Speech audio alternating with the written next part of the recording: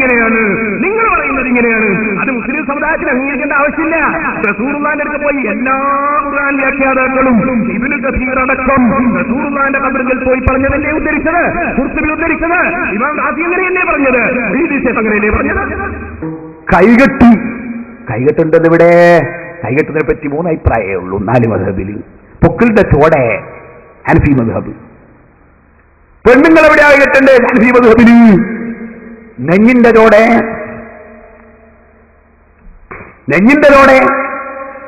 അലാ സദ്രി എന്നർത്ഥം വരുന്ന വാചകമുണ്ടല്ലോ.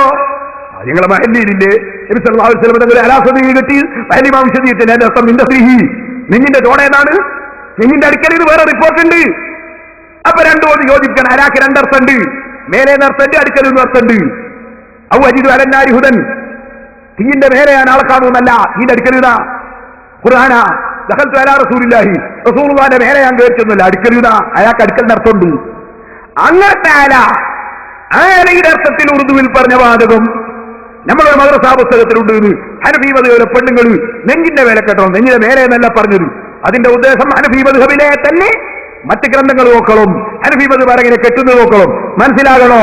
അതാ ഹനഫി മദ്ഹബ് ആരതാ കുറ്റിയാടിയിൽ സുറാജുൽ ഹുദയിൽ ഹനഫികളതാ. അവിടെ പഠിക്കുന്നവരുണ്ട്, പഠിപ്പിക്കുന്നവരുണ്ട്. ഞാൻ അവരെ വിളിച്ചു ചോദിച്ചു എങ്ങനെ കെട്ടല്. ഞാൻ അവരെ കൊണ്ട് കിതാബ് വീർപ്പിച്ചു, മുഴുവൻ പരിശോധിച്ചു. അലാ സദ്രി രീതിയിലെ ഗ്രന്ഥങ്ങളിലുണ്ട്. അതിന്റെ അർത്ഥം ഇമാം മഹല്ലി വിശദീകരിച്ച പോലെ തഹത്ത സദ്രിഹി, പെണ്ണുങ്ങൾ കെട്ടുന്നത് നെഞ്ഞിന്റെ ചോടെ തന്നെ. മൗലവി എന്തിനാ തട്ടിപ്പ് നടത്തുന്നത്? ഇരിക്കട്ടെ, നെഞ്ഞിന്റെ ചോടെ. പുരുഷന്മാര് പൊക്കളുടെ ചോടെ ഹനഫി മദ്ഹബ്. ശാഫി മദ്ഹബ് നെഞ്ഞിന്റെ ചോടെ പൊക്കളുടെ മേലെ. ഒരു മദ്ഹബിന് താഴ്ത്തിയിടാന്നുണ്ട്. നെഞ്ഞത്ത് കെട്ടാൻ ആരെടുത്തില്ല. മൂപ്പരോടെ അത് കണിച്ചാണ്, നെഞ്ഞത്ത് തന്നെ കെട്ടണം. ഏത് ചെയ്യുമ്പോഴും അല്ലാഹുവിന്റെ റസൂൽ ചെയ്തതുപോലെ ആയിരിക്കണം എന്നൊരു കണിശതയുള്ളത് കൊണ്ട് ഞങ്ങളെ ജനങ്ങളെ പഠിപ്പിക്കാറുണ്ട്. ജനങ്ങളെ നിസ്കരിക്കുമ്പോ കൈ വെക്കുകയാണെങ്കിൽ അത് പള്ളമ്മലോ പൊക്കളിന്റെ താഴെ ഒന്നും അല്ല, വെക്കേണ്ടത് നെഞ്ചിന്മേലാണ്. നല്ല കണിച്ച നമുക്ക് കണിച്ചൊന്ന് കാണിച്ചു തരാം. നിങ്ങൾ സമ്മേളനം നടത്തുന്നു എവിടെ? ചങ്ങരം കുളത്തിൽ 5 കൊല്ലത്തിനൊക്കെ സമ്മേളനം. സമയം നിശ്ചയിച്ചിട്ട് ഒരു പരിപാടി നടത്താൻ പറ്റൂല, അതല്ലേ നിങ്ങൾ പ്രസംഗം? നാരിയത്ത് സലാത്തിന് സമയം നിശ്ചയിച്ചുകൂടാ, എണ്ണം നിശ്ചയിച്ചുകൂടാ. ഞാൻ ചോദിച്ചു 4433 ആക്കിയാലോ? 44 വെച്ചാച്ചു. മൗലവിന്റെ ചോദ്യം അതും എണ്ണല്ലേ? അപ്പൊ ഒന്നിയല്ലാവോ മൗലവി, അത് എണ്ണല്ലേ? ഒറ്റയിൽ കൂടെ അല്ലേ? അൽമനാർ ഒറ്റ പ്രാവശ്യങ്ങൾ വായിക്കുന്നുള്ളൂ, ഒറ്റ പ്രാവശ്യം എണ്ണല്ലേ?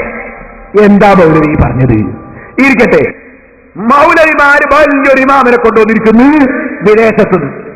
അയാൾ ഇമാമത്തേക്ക് സ്ക്രീന് കണ്ടോ, സ്ക്രീനിൽ നോക്കി ഇമാമത്തേക്ക് എവിടെയാ കൈയെത്തിയത്? എവിടെയാ എത്തിയ പറ? നെഞ്ഞിന്റെ തോടെ പൊക്കളുടെ മേലെ. കാരണം അവർക്കറിയാം കൈകെട്ടേണ്ടത്.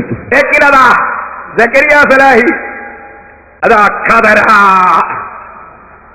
ട്രാൻസ്ഫോമറിന്റെ മേലെ വരച്ചിട്ട പോലെ. അപായം തുടരുത്. സക്കരിയ നിങ്ങൾക്ക് കണിച്ചുണ്ടോ? എന്നാ കണിച്ചുണ്ടെങ്കിൽ പൊക്കളിന്റെ മേലെ നെഞ്ഞിന്റെ തോടെ കൈകെട്ടിയ അയാളെ പിടിച്ച് വലിച്ചെറിയരുതായിരുന്നോ സക്കരിയ? ധീരമുജാഹിദില്ലല്ലോ. നാളത്തെ മറുപടി മഹാത്തങ്ങൾ പറയുന്നു, ഇനിയിപ്പം പോലെ പറയും ആ അറബിയുടെ നെഞ്ഞ് കുറച്ച് ചോടയാകുന്നു.